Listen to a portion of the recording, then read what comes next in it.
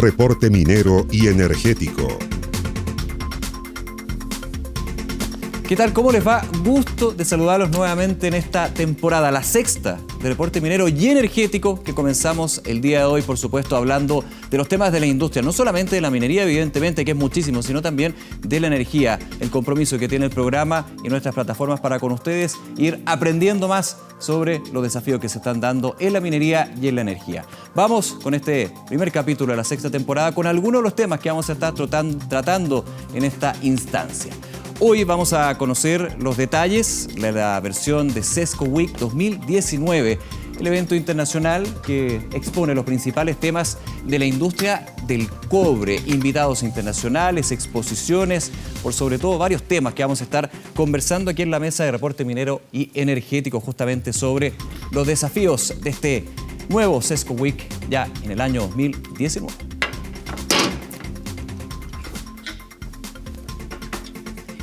Además, en el programa visitamos una nueva planta fotovoltaica construida sobre un tranque de relave, una innovación que vamos a estar conociendo en los próximos minutos.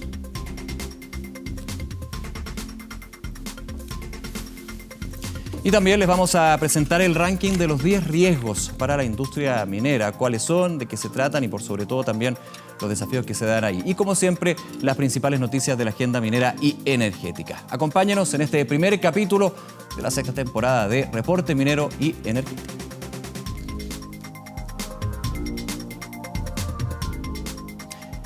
Minería 4.0 y prospección del futuro. Esos son los principales temas que se van a abordar en la CESCO Week Santiago 2019 que se realiza del 8 al 12 de abril. Para hablar de esta semana CESCO nos acompaña Alejandra Wood, directora ejecutiva del Centro de Estudios del Cobre. Alejandra, un placer tenerte aquí nuevamente en el programa en esta nueva temporada también. Muchas bienvenida. Gracias, Nicolás, por la invitación. A ver, CESCO Week 2019 que tiene varios puntos y todos los años se va caracterizando por temáticas, por también la contingencia que va viviendo la industria de la minería. Vamos conversando un poquito y iniciando primero, ¿cuáles son los grandes temas que se van a poner en esta semana CESCO Week? Mira, le diseñamos un eslogan para la semana que se llama Una ventana al futuro, como considerando que esta semana en el fondo le permite a los actores relevantes de la industria conocer cuáles son las tendencias, pero principalmente la llegada de la minería 4.0 y todo lo que implica las tecnologías como automatización, digitalización, robótica, nanotecnología. Lo que engloba este 4.0, hay algunas tecnologías que hablan del 2.03, ya en la minería estamos en el 4.0, o sea, totalmente avanzado. La minería, la verdad es que está desafiada por el 4.0. Desafiada en el sentido de que efectivamente estas herramientas le ayuden a mejorar su productividad y no en el fondo verlas como herramientas aisladas que ayudan a solucionar ciertos cuellos de botella. Yo creo que estamos recién comenzando este camino. Todavía uno no ve que se hable desde la tronadura hasta el embarque como un proceso continuo, que es lo que esta minería digital eventualmente va a permitir hacer. ¿Ya? Y aquí hay varios temas de por medio que son algunos culturales, otros temas de capital humano. Justamente esta mañana se lanzó un estudio de Patricio Meller en un nuevo centro de pensamiento que se llama Bochef Minería, en donde hablan sobre el capital humano frente a la revolución 4.0 ante el desafío de que Chile, digamos, ocupe la minería como una base para poder ser protagonistas de esta revolución y no solamente testigos. ¿Y en qué situación estamos con respecto a esta revolución del 4.0? ¿En qué pie, considerando que queremos ser protagonistas, lo hemos sido en términos de la extracción, de la exportación de cobre, por ejemplo, pero cuando se abre ya el abanico a lo que es la tecnología, en todos los puntos que tú decías, la cosa se vuelve más desafiante? Estamos en un pie difícil, quizás un poquito atrasado.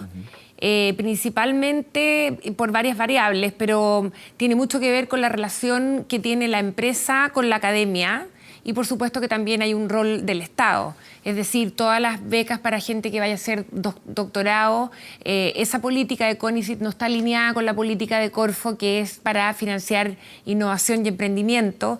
Y entonces hay un montón de variables que competen, como te digo, tanto el Estado como la academia y como la empresa, que tienen que ver con el capital humano necesario para que Chile surfee esta ola y no solamente sea un comprador de tecnología. Ahora, teniendo la minería el tamaño que tiene, uno pensaría que es el lugar específico en el mundo para que esto suceda aquí, y para eso se requiere mucha voluntad y mucha cooperación. Claro, y de hecho también ha sido una gran fuente de desafío e inspiración para, por ejemplo, los proveedores mineros, que aquí encuentran la posibilidad de ir un paso más allá y poder exportar know-how en ese sentido. Exactamente, hay varios brotes verdes, hay muchas novedades en ese sentido, pero todavía siguen habiendo barreras. Yo diría que las empresas están comenzando a comprender de la importancia de favorecer el emprendimiento local, pero todavía hay más confianza si es una tecnología que viene de afuera, que viene probada.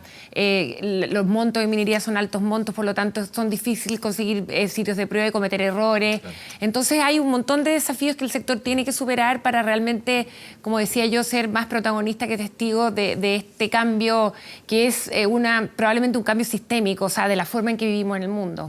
Y van a ser parte de la conversación en Sesco Week con muchísimos invitados nacionales e internacionales que van compartiendo experiencia, esta idea también de lo que es la revolución 4.0 en la minería. Hablemos un poquito de los foros, cómo se van dividiendo. Es toda una semana llena de actividades en Sesco Week 2019 y uno de ellos es el Foro Internacional de Exploraciones Mineras. Sí. Que de hace harto tiempo que Sesco ha estado hincándole en diente a ir perfeccionando el tema de la exploración, de la prospección, ¿no? Sí, bueno, en Sesco siempre hemos considerado que el ámbito de las exploraciones es un ámbito esencial, sino el más importante del negocio minero, porque ahí empieza. Y ahí también tú vas, en el fondo, proveyendo de yacimientos de reposición o de lo que va a ser el futuro de la producción minera. Claro. Va siendo sostenible en ese sentido en el tiempo. La competitividad también del país. Y la verdad es que Chile ha perdido ciertos grados de competitividad. Seguimos siendo el cuarto país y recibimos alrededor de un 7% de la inversión mundial en exploraciones, lo que significa entre 600 y 900 millones de dólares al año. Tras Canadá, Australia y Estados Unidos, seguimos siendo un buen destino, pero ha surgido competencia en el camino y eso se debe en parte también a nuestro sistema regulatorio, que sería muy bueno que hubiese algún consenso en la necesidad de hacer algunos pequeños ajustes para hacerlo más competitivo. Pero desde el punto de vista, de la burocracia que se da en el sistema para llevar a cabo este tipo de procesos. O sea, por un lado está el tema de los permisos, pero también hay un tema con las concesiones, que el sistema actual se presta mucho para la especulación, y entonces tú tienes compañías juniors que tienen mucha dificultad para acceder a propiedad para explorar. Y también tienes en el fondo mucho acaparamiento de concesiones. Entonces es como en ese sentido un mercado que se ha hecho menos competitivo, y hay bastante, yo te diría, consenso entre todos los actores de que este es un tema que eventualmente, tarde o temprano, hay que atender. Y junto con eso también está la necesidad de contar con información geológica de manera expedita, digitalizada, tal como lo hacen otros servicios geológicos. Es decir, tenemos que ponernos al día. Yo te diría que un país como Perú está más adelante en estos términos, y para qué decir Canadá, Australia, que son siempre nuestros países de referencia. Entonces, nos interesa siempre estar recordando que este es un ámbito que no podemos desatender, porque es demasiado estratégico para la competitividad de Chile como país minero. Hablemos un poquito, Alejandra, de la Conferencia Mundial del Cobre, que justamente va a poner nuevamente este mineral, el más importante, por supuesto, la minería, no el único de todas maneras, pero la mayor exportación de nuestro país, hay que decirlo, en un escenario, y ahí te lo pregunto, que cómo se está dando para el cobre, con un precio que se ha recuperado con respecto a hace 2 años, pero que para muchos aún sigue algo volátil, aunque con algunos rasgos de estabilidad, podríamos decir. Sí, mira, la verdad es que yo te diría que hay un poco más de optimismo, leve, más que el año pasado. Lo conversábamos el año pasado, de hecho. Sí, de hecho me acuerdo que hablábamos del optimismo cauteloso. Sí.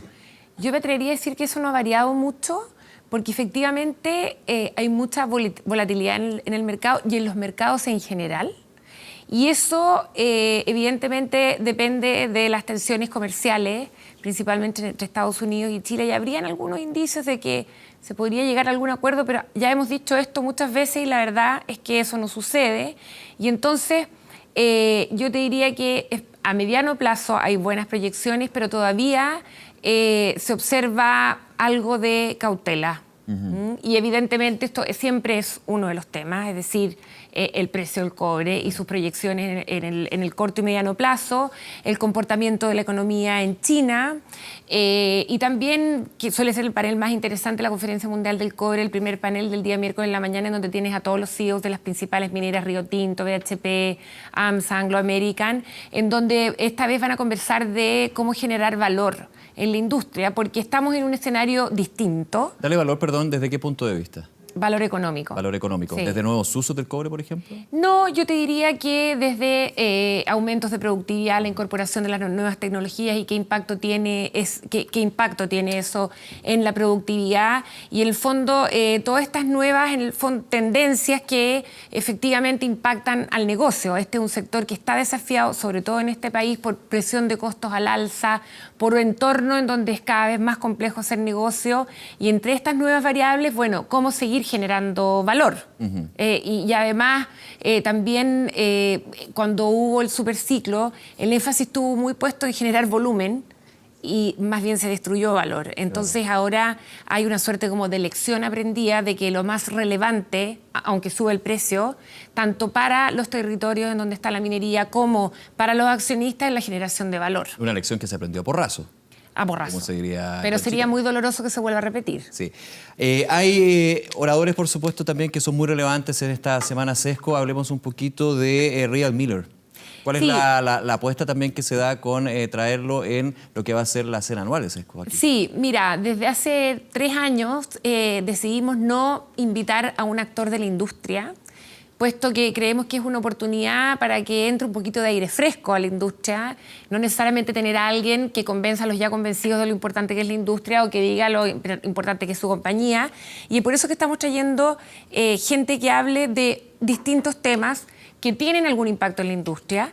Y en esta ocasión, como estamos hablando de las tecnologías que están impactando el sector y como estamos hablando también tanto de las tendencias, ¿no?, a la descarbonización de la economía y el rol del cobre, cómo el cobre tiene que ser producido de una manera sustentable, si va a ser protagonista de un mundo más sustentable. Estamos hablando tanto del futuro que quisimos invitar a un experto en alfabetización del futuro o lo que en inglés se llama Futures Literacy, que básicamente sostiene que tenemos muchos supuestos a la hora de hacer proyecciones sobre el futuro que tienen que ver con de dónde venimos y quiénes somos. Y es importante tener esos supuestos a la vista a la hora de predecir el futuro al 2030, al 2050, porque es muy difícil hacer esas predicciones y que esas predicciones sean correctas. Súper interesante pensando que la industria minera es una industria que tiene que pensar a muchos años desde el punto de vista económico, desde lo que sabe, pero muchas veces con esa proyección del futuro se puede dejar de lado algunos elementos que finalmente pueden ser el éxito, el desafío y el éxito. Exacto. Las inversiones mineras suelen ser muy intensivas en capital y son muy de largo plazo. Por lo tanto, los supuestos son muy importantes. Y en ese sentido nos pareció relevante. Riel es un economista que trabaja en la UNESCO y básicamente lo que él se dedica es a hacer estos talleres para enseñar a relevar cuáles son esas presunciones que uno tiene y al mismo tiempo a mirar el presente. Porque surgen todos los días y en cada momento emergen futuros posibles que, como estamos acostumbrados a proyectar linealmente, no los vemos. Y eso es muy interesante, me parece que es algo muy novedoso y creo que va a ser muy estimulante escucharlo. Abrir la mente también para miradas distintas, por supuesto, que es parte también de los desafíos que tiene la Sesco Week, en este caso 2019. Alejandra Woods, nos acaba el tiempo. Muchas gracias, como siempre, por acompañarnos y vamos a estar hablando durante esta nueva temporada, evidentemente, de otros temas aquí en Reporte Minero y Energético. Encantada. Gracias. Muchas gracias. Cuídate. Bien, seguimos con el programa. El embalse de Relave Las Tórtolas de Minera Los Bronces cuenta con una planta solar flotante, escuchó bien, iniciativa única en el mundo que busca reducir la evaporación de agua para tener mayor disponibilidad para la recirculación en el proceso minero, además que genera energía eléctrica equivalente al consumo de 70 viviendas.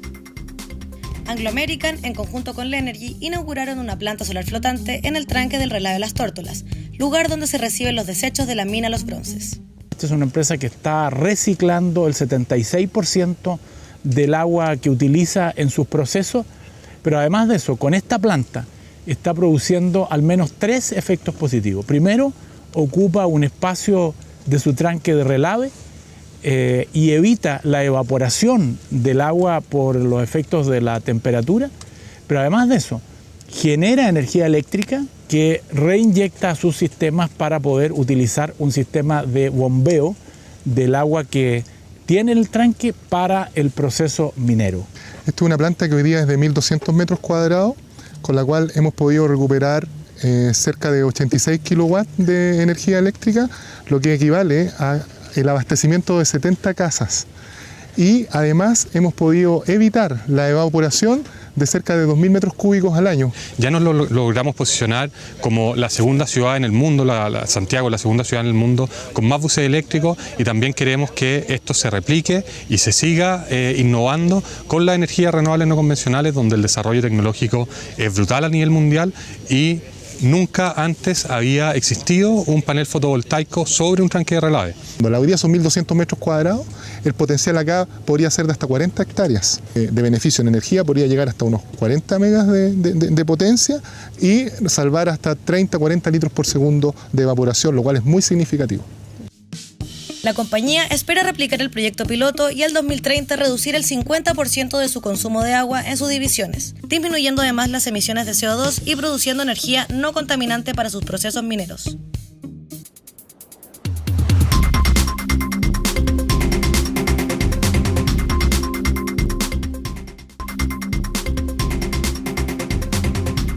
Empezamos a reporte minero y energético. ¿Cuáles son los principales riesgos para el negocio minero?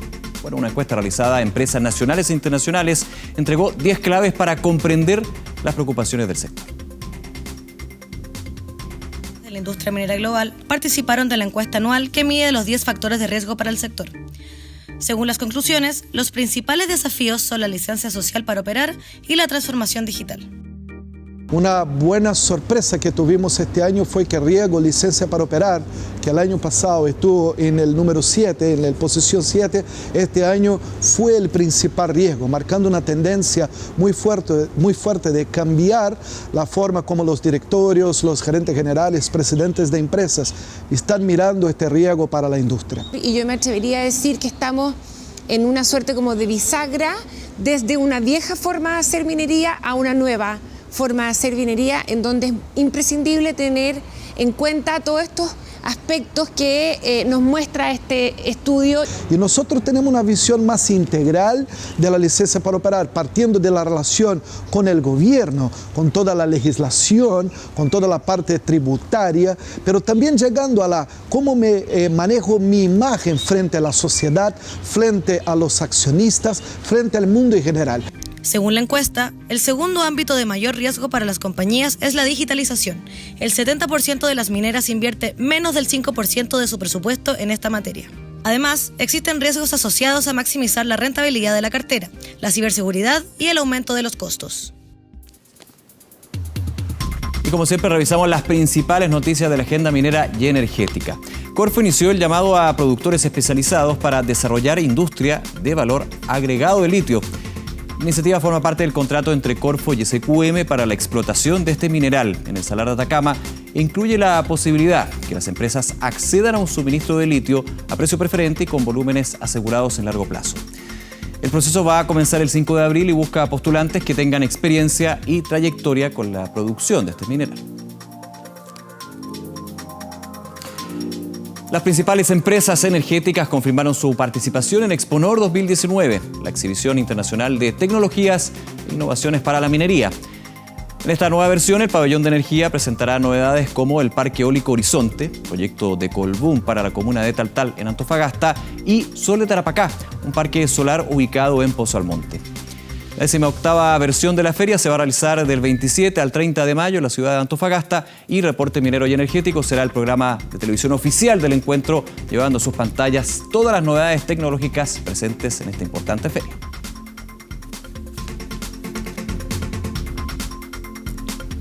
Les contábamos que el presidente ejecutivo de Codelco, Nelson Pizarro, aseguró que la deuda que mantiene la estatal alcanzaría 21.000 millones de dólares al 2023 si no se recurre a la capitalización y a los ajustes en los planes de inversión. Los ministerios de Minería y Hacienda entregaron la segunda parte de la capitalización prometida en 2018, alcanzando los 1.000 millones de dólares. En entrevista con La Segunda, el ministro de Minería aseguró que se está estudiando una fórmula estable para capitalizar a Codelco.